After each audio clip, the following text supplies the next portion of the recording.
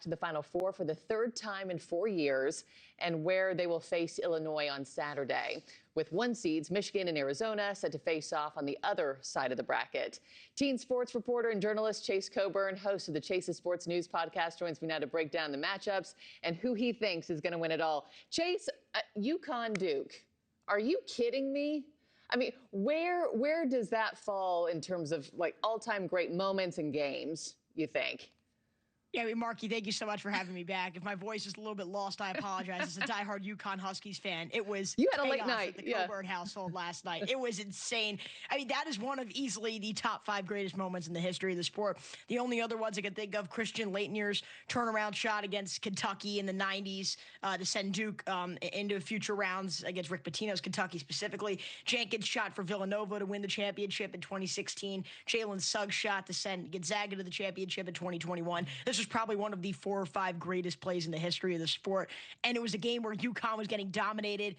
They couldn't hit anything in the early portions of the game, started 1 of 18 from 3, but they just kept hanging in there. And Braylon Mullins, the freshman who wasn't as highly touted as some of the other freshmen, has had a really up and down inconsistent season. He's the one that makes the play for UConn. And it's only fitting that the Huskies were in their 3rd Final Four in 4 years. This brought the madness to March Madness, no doubt about it. And to be in that arena when it happened, I can't imagine.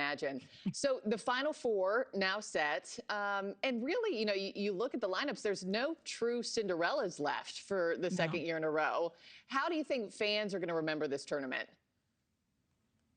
I think it's been a great balance because last year, I think it was too many favorites. We didn't see enough upsets, but I think in previous years, we saw teams like St. Peter's go to the Elite Eight and Florida Atlantic go to the Final Four. And so I think it's been a great balance of absolute chaos, game-winning shots, true madness down the stretch of games. We've seen a handful of upsets. We've seen an 11th seeded to the Sweet 16. So we've had our Cinderellas, a 9th seeded to the Elite Eight, but now we're also seeing the best teams in the country go at it. And I mean, these have been probably 4 of the top 6 or 7 teams in the country the whole year.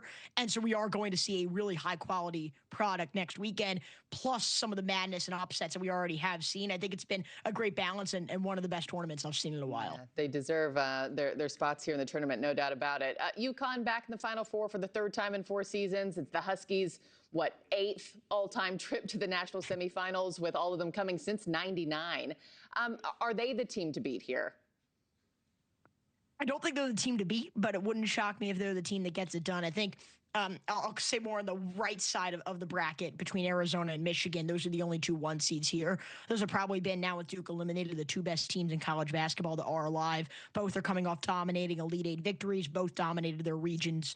And UConn has had some inconsistencies, but this UConn team, they have something that very few teams have. They just know how to find ways to win, even when things aren't going their way. And that's a byproduct of great coaching, and that's a byproduct of strong decision-making down the stretch of games from the players, which is also indirectly because of the head coaching. And so Dan Hurley's group is always prepared. They know how to win in this month, and it wouldn't shock me if they capture a 3rd title in 4 years. Okay, we'll see if that rings true. Okay, lastly, before I let you go, who is going to be in the championship game and who takes it all in the very end? It's interesting because a lot of these teams have already played each other. UConn has already played Illinois. They dominated them at Madison Square Garden in an exhibition earlier this year. I like the Huskies to the championship, and then Michigan and Arizona is going to be a chess battle or a chess match. I like Arizona over Michigan in a tight one, UConn and Arizona in the championship, and I do have the Huskies taking the throne. I think it's going to be a lot of fun. And UConn and Arizona did play each other earlier this year, and it was quite the game. And a lot of these teams, again, have already played each other, so it's going to be fun, schematic decisions, chess matches from the coaches. So I think it's going to be a really fun, exhilarating weekend next week. Be fire to watch. Absolutely. Yeah. Chase Coburn, you and I will talk several times over the course of the next week, I'm sure. Thank you so much as always, and have a great Monday. Thank you, Markie. Appreciate it. Bye, my friend. Thank you for watching. Subscribe below and download our NewsNation app right now on your phone, and you will get fact-based, unbiased news for all Americans.